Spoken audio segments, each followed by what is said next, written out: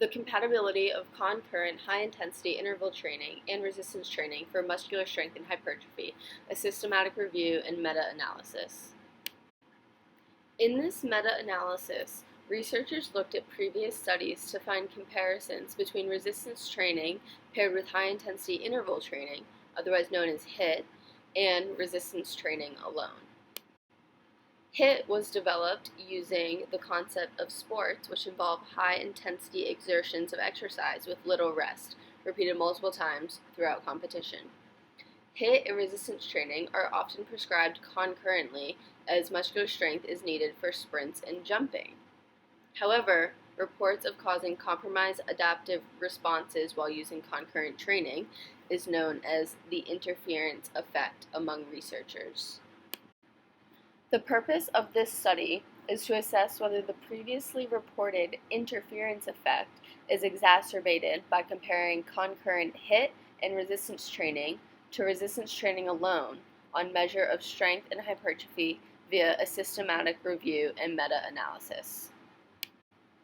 Methods. This systematic review included all previous research up to September 2017. All articles reviewed required a comparison between one group performing HIIT combined with resistance training to a group performing the same resistance training program alone. All articles had to have an intervention of greater than 4 weeks in duration.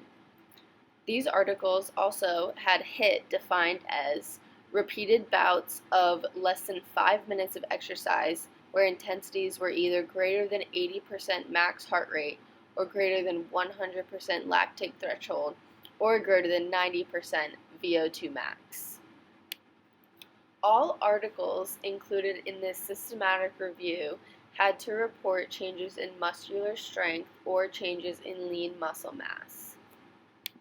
These changes were recorded via dynamic repetition maximum, biopsy, ultrasonography, computed tomography, dual X-ray absorptiometry, MRI, and/or densitometry. The researchers included a total of 14 studies in the meta-analysis. Of these 14, 4 studies included untrained populations, while 10 studies included trained populations. Trained populations may have consisted of collegiate athletes or semi-professional athletes.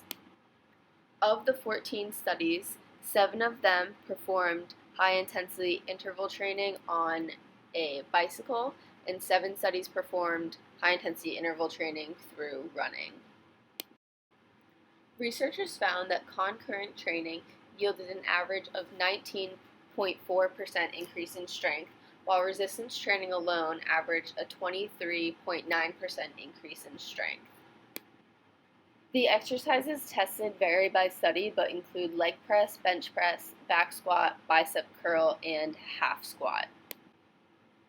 There was no significant effect of lean muscle mass between concurrent training and resistance training alone. This table displays the researchers of all 14 studies, including the exercises tested for strength, the number of participants in each study, their pre-training load and post-training load for concurrent training and resistance training protocols. You can see in bold at the bottom of the chart the average change in strength between concurrent training and resistance training alone. Discussion. This meta-analysis really highlighted that resistance training only groups had a greater increase in lower body strength compared to concurrent training groups.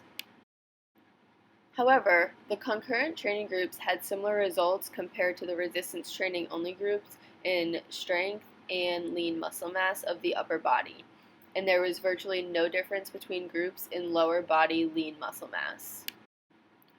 The researchers looked a little bit deeper into these studies and found evidence that suggested that lower body impediment may occur with cycling HIIT but not running HIIT.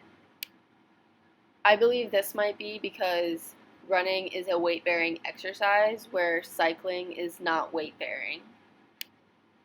In addition, there is some evidence that suggests that 24 hours of rest between concurrent training may alleviate the impediment in lower body muscular strength following concurrent HIIT and resistance training.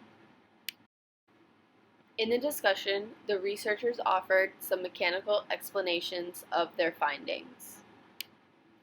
The first explanation is that HIIT and resistance training may recruit from the same motor unit pool, thereby fatiguing that motor unit's neurophysiological capability to generate force efficiently, impeding the ability to perform resistance training at the prescribed intensities.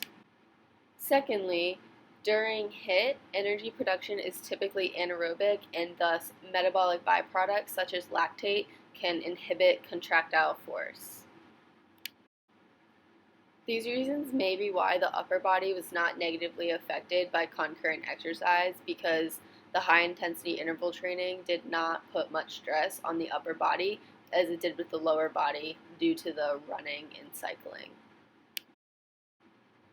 One limitation to this systematic review was that only 14 studies were included in the meta-analysis.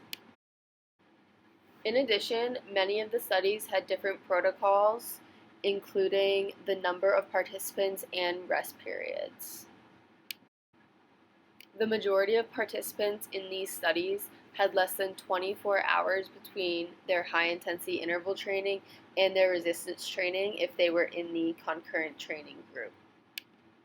This led researchers to the possible conclusion that a longer rest period between concurrent training sessions will lead to a higher increase in strength compared to resistance training alone. Lastly, differences in training status from untrained individuals to trained individuals to collegiate or semi-professional athletes can significantly alter the physiological response to training.